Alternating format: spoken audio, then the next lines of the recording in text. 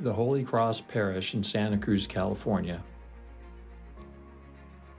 This was a project that Day One Solar did in partnership with Mynt Systems.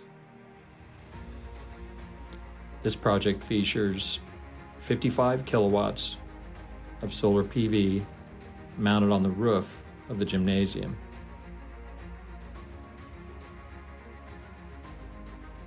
In addition, lighting efficiency upgrades to over 1,000 fixtures and bulbs were performed.